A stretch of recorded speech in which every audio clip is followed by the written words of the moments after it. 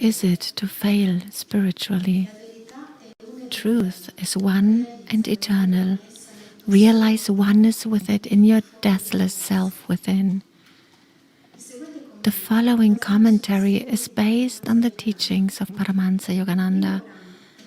The first passage is from the Gospel of Saint Matthew, chapter 25.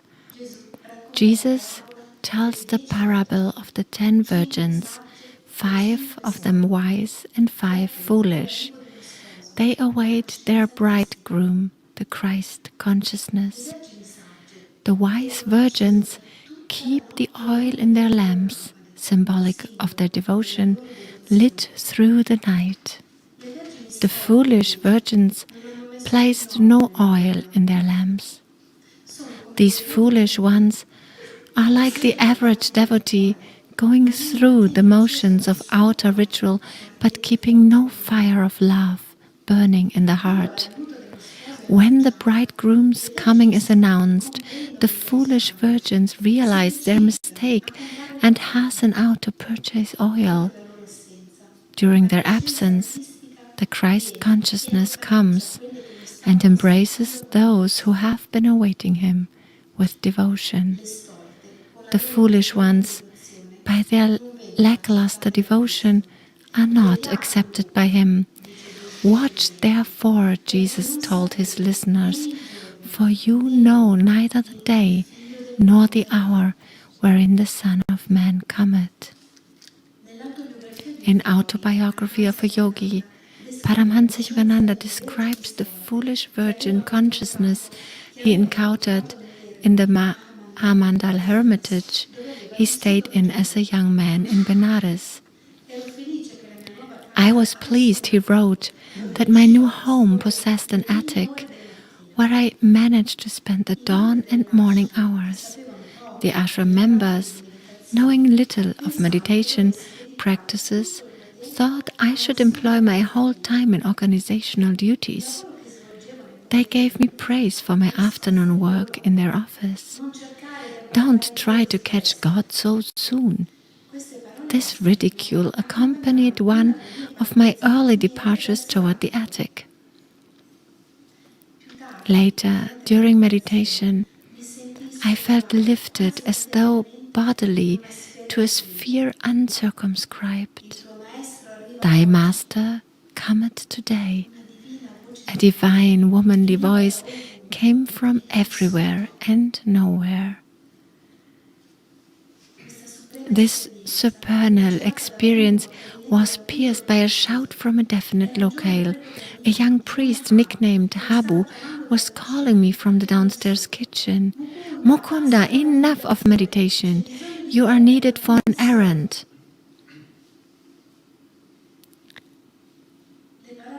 The Divine Mother's words were not spoken for the benefit of that priest, the foolish virgin, but for Mukunda, the wise virgin. For this was the day his guru, Sri Yukteswar, came to him. Grieve not, friends, if you feel that you have been foolish.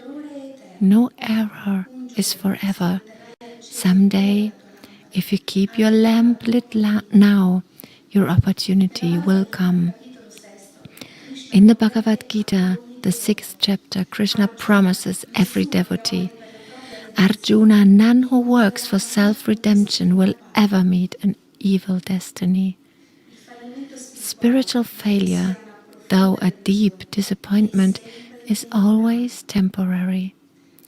Eternal hellfire is but a projection of vindictiveness in the human mind.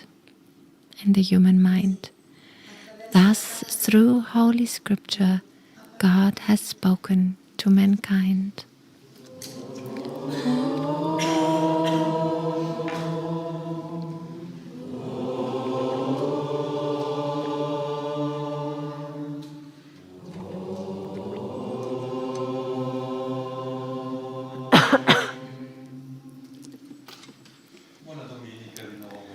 Again, a wonderful Sunday, everyone. What does it mean to fail spiritually? This is at least a theme a topic where I'm more or less an expert in. But let's say that there's a very high meaning too. I want to tell you a story of three great yogis. They were in the higher Himalaya and they were meditating for days, for hours, hours, hours.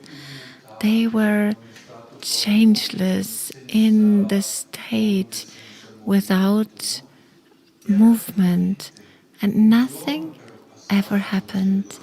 And one day a bird flies by, and they continue to meditate for days, in this unmoving state of consciousness. And all of a sudden, one of them says, "Oh, this is a certain bird." I don't know which one. And then the second one says, "No, this is an eagle." And they continue to meditate for days and weeks, and in this state without movement of consciousness. And then the third one says, "If you two continue to fight, then I'll leave."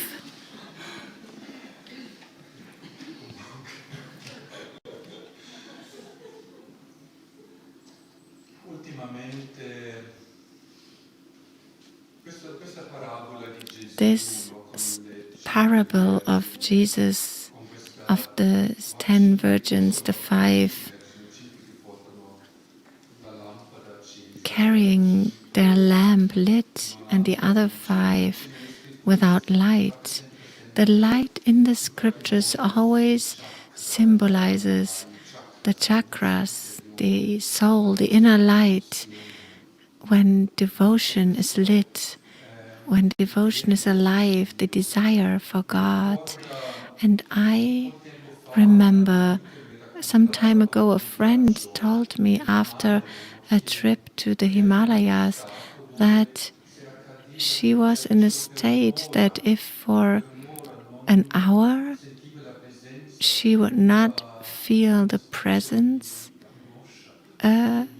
of God, she would feel some kind of stress and think, "Oh my God, I have been disconnected." And I thought, what a wonderful state that is when you arrive in this kind of state, when you are feel disconnected for a minute, an hour, that it's a feeling like the life is missing, that you're missing everything. And because at the end, everything else has no value, is useless compared to this divine presence within us. And so everything we do every day is somehow for we take many detours, but sooner or later we will come to this point where we reconnect with this presence, even if after that we fall again 1,000 times, million times, incarnations, where we forget, where we turn away from this divine presence.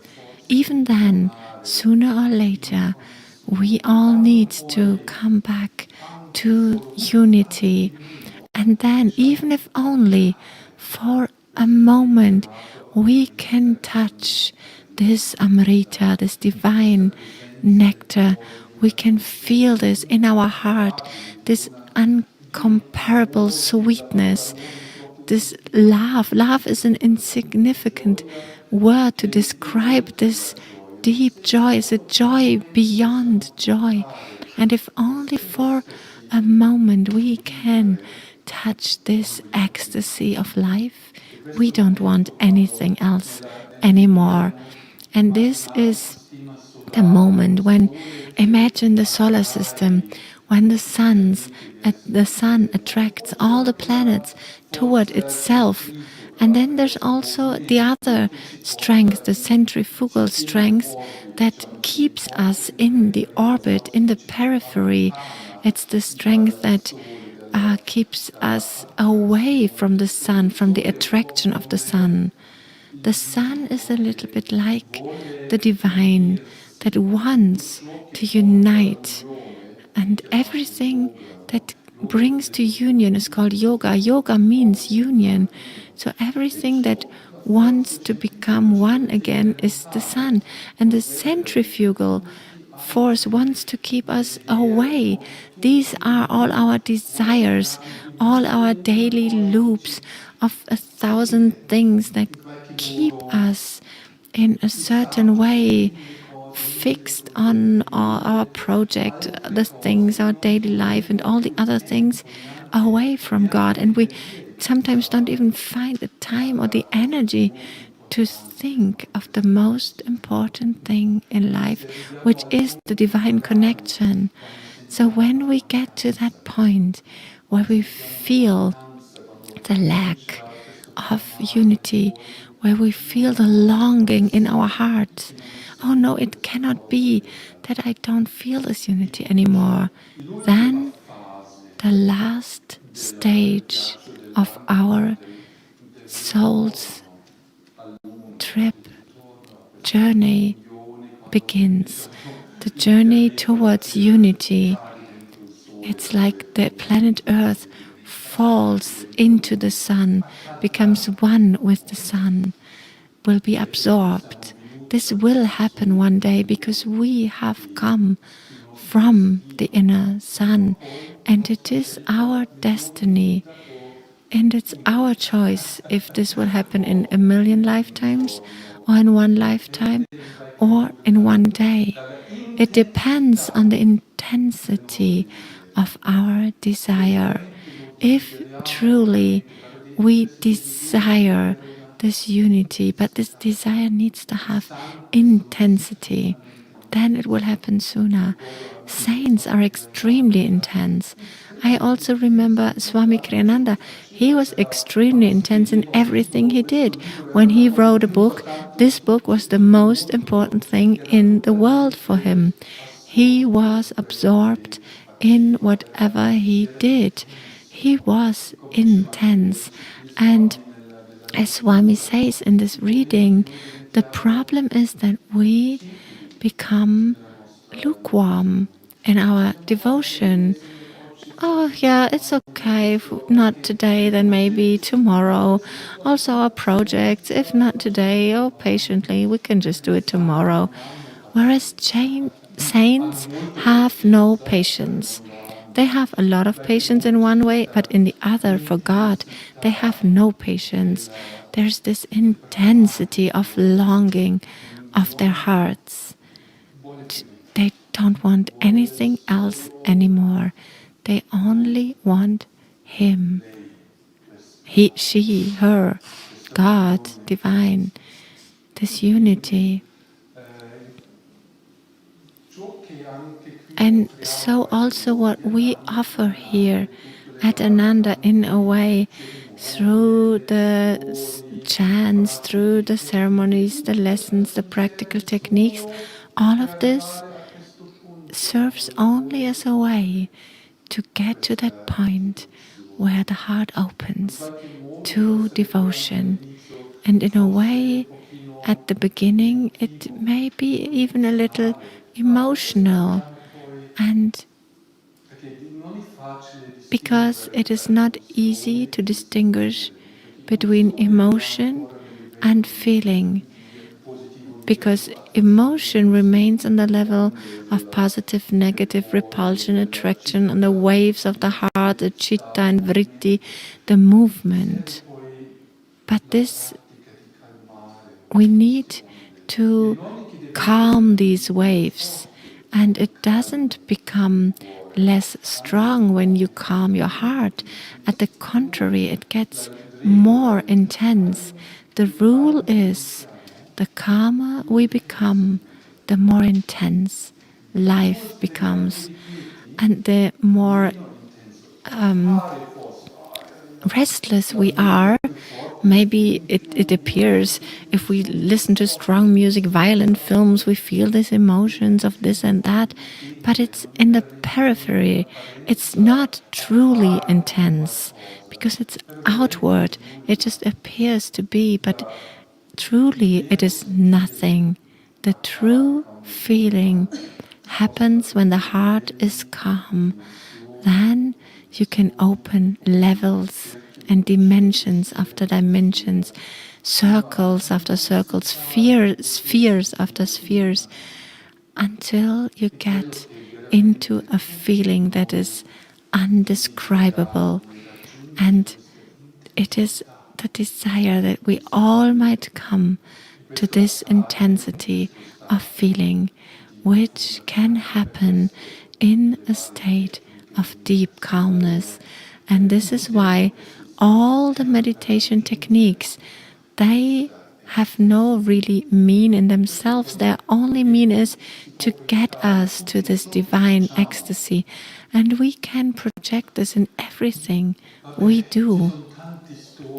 There are many, many stories of the life of saints that show this journey that through failure we reach at the end our true goal. And one story which is very special from the Mahabharata, maybe many of you know the Mahabharata, which is the greatest epos of human story, epic of human story, even now, still nowadays. And it explains all human emotions, consciousness states through stories. And one story is the story of Ekalavya. Ekalavya was a young man with many talents, and he wanted to become a warrior with the art, and the greatest master of this art of war was Dronacharya. Maybe you have heard of him in the Bhagavad Gita. He was the teacher of martial arts of the Pandavas. So he chose Arjuna from the Bhagavad Gita as he promised him, you will be the greatest warrior with arch and bow in the world. And then this young boy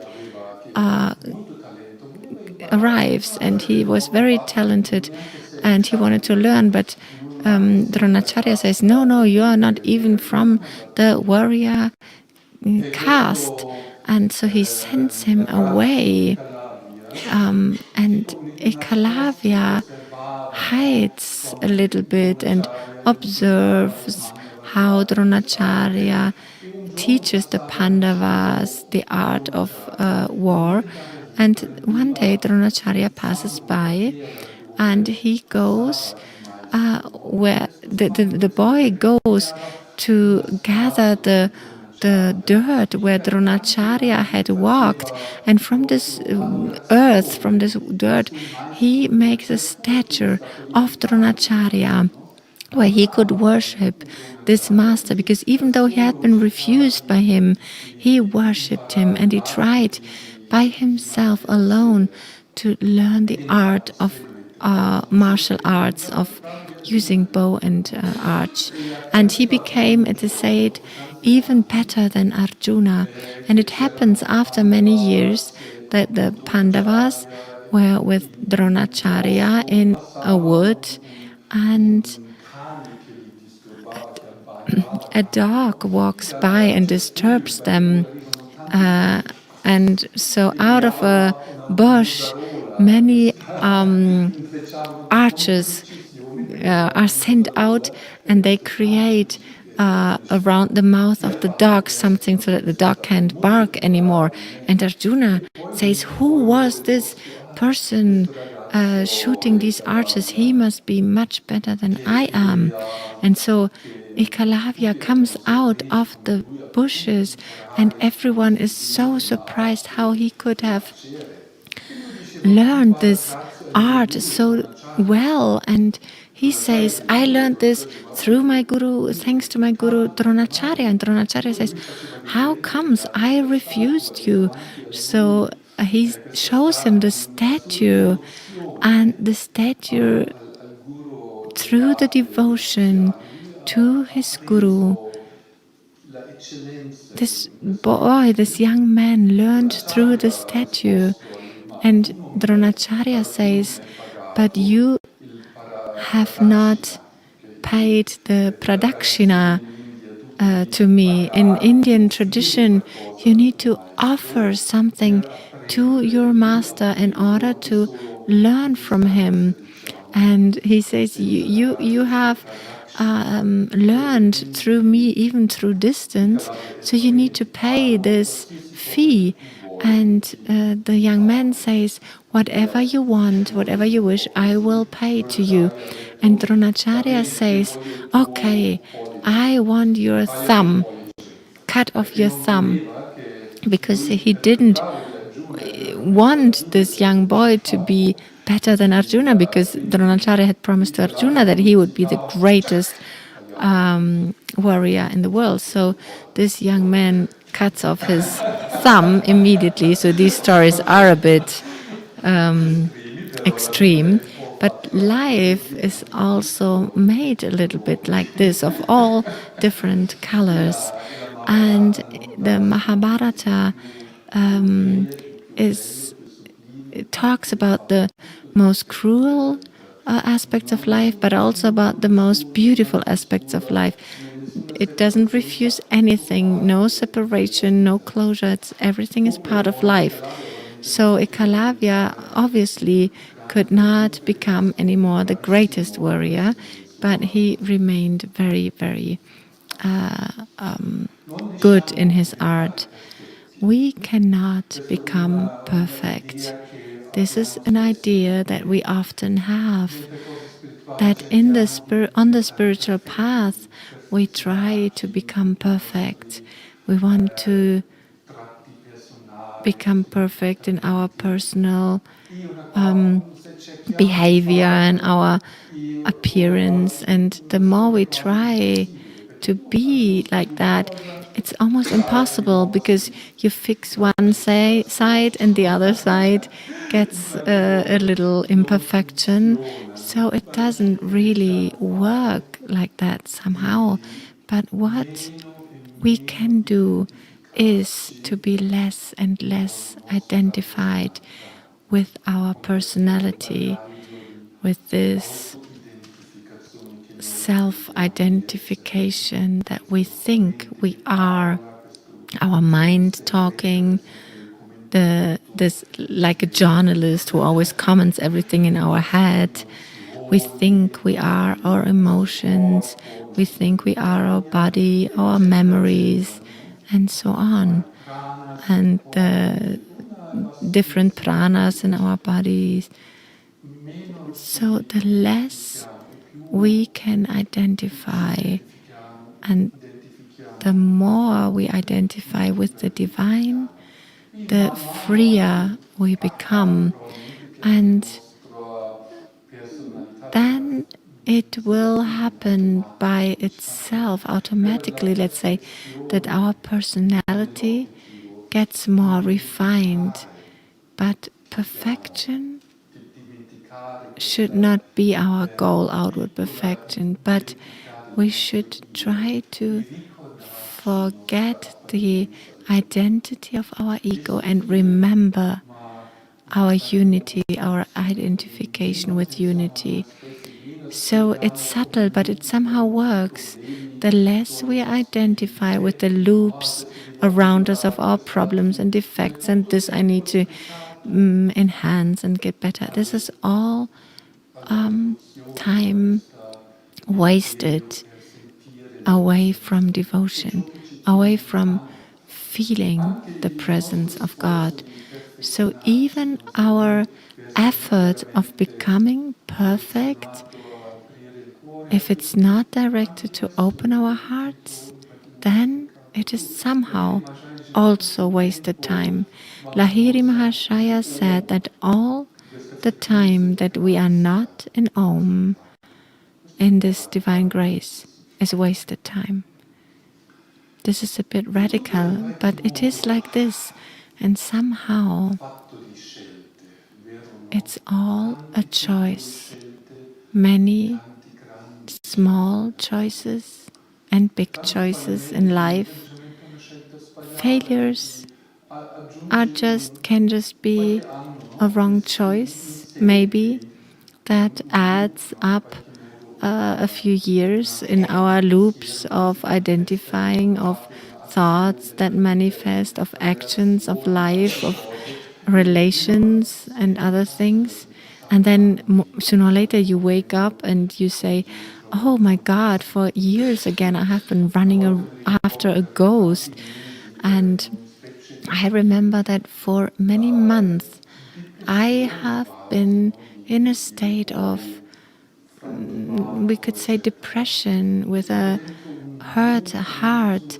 And I was in this loop where I couldn't get out. Even after years of meditation, it was pathetic. I was still caught in this pain of heart. And after a while, at a certain moment, for different reasons, I just came out. And I thought, how could I have been caught in this loop? And it seemed ridiculous to me.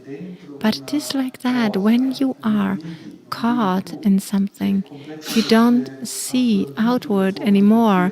You are absorbed by the thought form, by emotions, and emotion created thought, and the thought created emotion, and it just nourishes itself, and and it all turns and gives energy, one thing to the other. And life is like that, incarnation after incarnation, until we get out of this theater that we call our existence.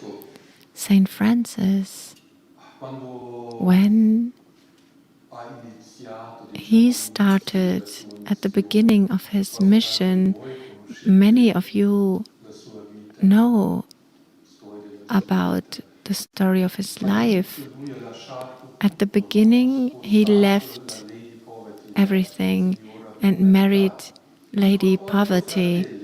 And with 8 fellow brothers, they all came from rich families from Assisi or the surroundings, and they lived with nothing. And they made this choice. At the beginning, they would spend time with the sick people in kind of hospitals, helping the sick. And then they were chased away. They didn't want these young men for various reasons. So Saint Francis accepted and said, okay, we'll go, we'll leave, without lamenting. He could have said, this is not right, we have been working, we have been serving here. But he just said, okay, if you don't want us anymore, we will leave. And they found a very, very old abandoned house near Rivotorto. And with his 8 fellow brothers, they lived together like in a little ashram. They didn't have anything, they didn't have nothing to eat. So they tried to ask for food around in Assisi, but everyone was a bit angry with them because they had been rich and they had renounced everything, and they wanted them to come back to their old lives, so they wouldn't give them any food. And Saint Francis said, if the Lord he said, Lord, we don't have nothing to eat, but we have you, and we can think of you now, and we do not want to forget you because of our hunger. And so they prayed, and they were nourished, even physically, through their prayer by divine light. So it happened after a few days. I don't really know how much time passed. And a farmer came, and he said, get out of this house of mine, old house of mine. I need to put my horse inside because the winter is coming. And Saint Francis thought, he didn't say, oh, maybe we are more important than your horse, but he just said, okay, we accept this, we will just leave. And he said his fellow brothers, we will leave. And as a couple, in two of us, we will go around and preach. And so he sent his 8 fellow brothers into the territory to pray and preach. And he went into a cave on a mountain where it was so cold and humid, and he started praying and praying and entered into a dark part of his soul. He thought, maybe I made a mistake, maybe I should have stayed with my family, maybe the grace is not real, maybe I'm just imagining all of this, and this is human. He also went through doubt, but he continued. He did not give up. He continued to pray. And at a certain moment, he had a vision of God. And in that vision, he saw everything that would happen in the future, the movement of the Franciscan order and brothers, thousands and millions united, and that they would change the story of humanity in the West, this Franciscan order. It is incredible to think how many true saints came out of this movement of Saint Francis. It had great, great power. And often I ask myself how strong and intense Saint Francis must have been in his devotion. Imagine, these were still kids, young boy of good, rich families. And it's not like today when you would leave your family, your nest, the protection of your family, the society, where nowadays we somehow can get help from society, and we cannot really it was different in those times. When you left your family, you had nothing left. You were really poor. And in order to make this choice, these young men must have had such a fire in their hearts for God, such a deep devotion and intensity that Saint Francis had lit in their hearts. And this intensity is needed if we truly want to get somewhere spiritually. Then we need to be intense in our devotion.